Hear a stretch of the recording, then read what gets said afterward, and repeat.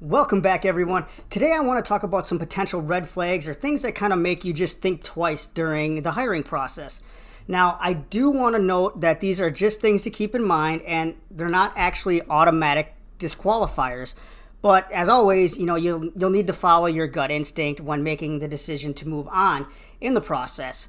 So every industry is going to have best practices and standards that they use in the way that they interview or select candidates. And of course, there's going to be skills related to that particular job that an interviewer should want to know or see a demonstration of before they make a decision. But sometimes they can go an unconventional route, and that can actually reveal a lot about that particular hiring manager or that company in general. So, when things go the unconventional route that you especially want to be aware of what's happening. And it's really important, and I cannot stress this enough, that the interview process is a two-way street. So many people get caught up in the fact that when they've applied to when they're applying for a job, that it's 100% on them to prove to the employer that they are the right person for the job.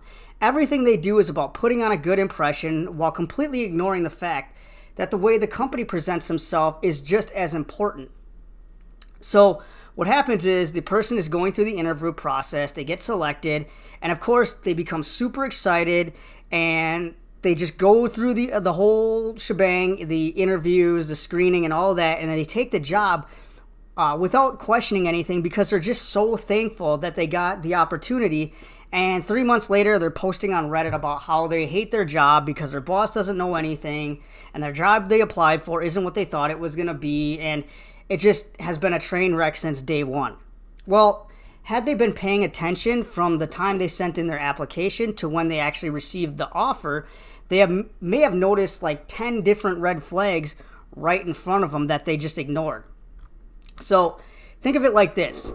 When you're first starting to get to know someone you're interested in as a potential dating partner, and the first date, you show up, you're dressed to impress, you're ready to go, you got good energy, but the other person shows up disheveled, late, and you try to be engaging, you ask a lot of open-ended questions, and they just pepper you with questions like that seem like they're going through a checklist. They're not really engaging with you. They don't seem to be really excited to interact. It's almost like they just want to get through everything. And other times you may go out with somebody one time and within 15 minutes they're planning your entire future together. They're thinking about, where you're going to live, the type of dog you guys are going to have, how many kids, everything about. They just skip, they go from step 1 to step 550 without even considering everything else in between. And in a way, the hiring process can be a lot like how people approach dating. And if you approach it the wrong way, you're going to end up in a long-term solution that you're stuck in with no way out. So what are these things that you need to pay attention to, and how do you avoid finding yourself in a bad employment relationship? Well, first thing is, right off the bat in the application process, it sounds basic, but you need to read the entire job posting. Don't just read the title, a few of the bullet points, and the salary, and then decide that the job is a good fit for you. Make sure the responsibilities are clear. Vague descriptions, that should be your first warning sign. A vague description can often be misleading or not a true representation of what the job actually is. And if you do decide to apply, and the application is a pain to fill out, that should be something else that makes you pause. And what I mean by this is if you're filling things out and the application consistently crashes on you or asks a bunch of things that really should be saved for an interview, be cautious. A few questions on why you're a good fit, are fine, but when it asks for things that require long, multiple essays on past experiences, that might make you want to stop and think, why do they need to know all this up front? You should be asking then, are they actually interested in getting to know me as a person, or are they just looking to gather information to use for their own purposes? And believe it or not, there are a lot of jobs that do this. Also be cautious of jobs that have a really short window that they're open. Of jobs that are only open for maybe a week to 2 weeks, especially in the nonprofit and public sector, because a lot of times jobs like that usually are required by law to be open to the public for a minimum amount of time. So they actually may have somebody already in mind, like an internal hire that they're going to promote to that position. But again, because of state law, they have to post it to the public. So just, again, be cautious. And they may be asking these questions and they may have an essay of, say, if you were in this position, what would you do? Because really what they're looking to do is get information from you. So, when they actually have the right person on board, they can use those things to help onboard the person or use that as ideas for that role in the future. And again, like I mentioned above, there's a lot of industry standards, especially when it comes to specific job levels. Like, typically an entry-level position, isn't going to be as in-depth. It usually is just an in-person interview, and they decide they like you, and they'll say, all right, they may even say that day, you're hired, when can you start?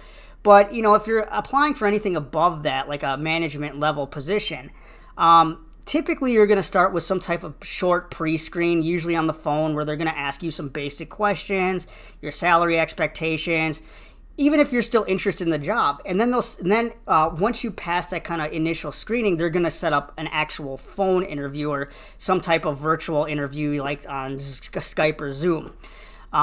Once that goes well, they may have you do an actual in-person interview, or they may do a more in-depth virtual interview where there's going to be more people present on the actual call or the video. And so at that point, they may ask you to do a short project that relates to the job to see if you understand their directions and if you can demonstrate some basic ability to do the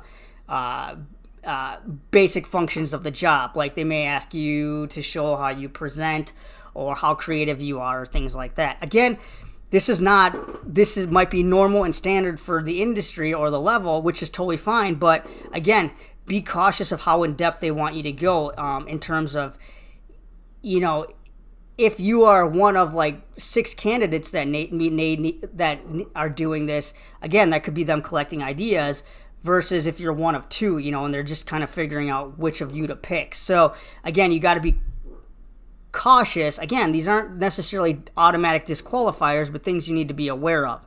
And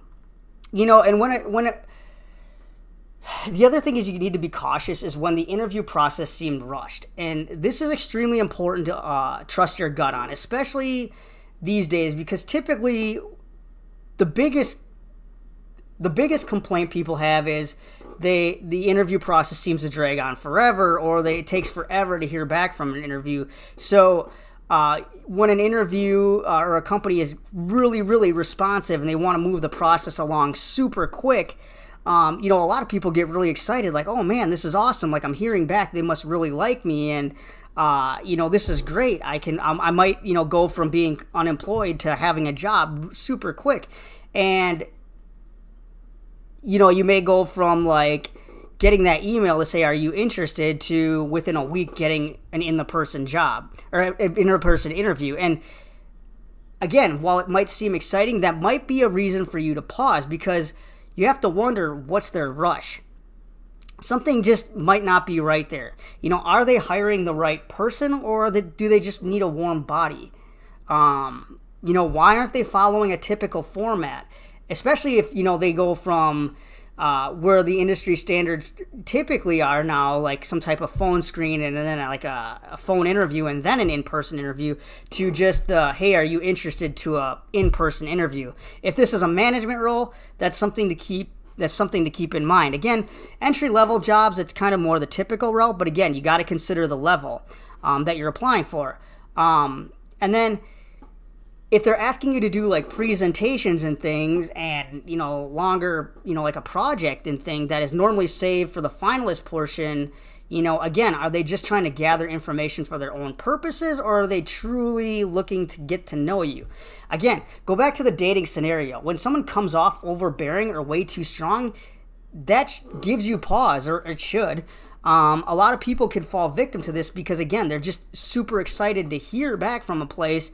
And if they're in a desperate situation, they may be thinking that they finally found that place that is responsive and things are falling into place really easily, and they want to move forward without wasting time. Again, this is a time you need to be careful, hit the brakes, and ask a lot of questions. Speaking of which, if you ask a lot of questions and they aren't forthcoming or they're very vague in their answers, that again should be another red flag.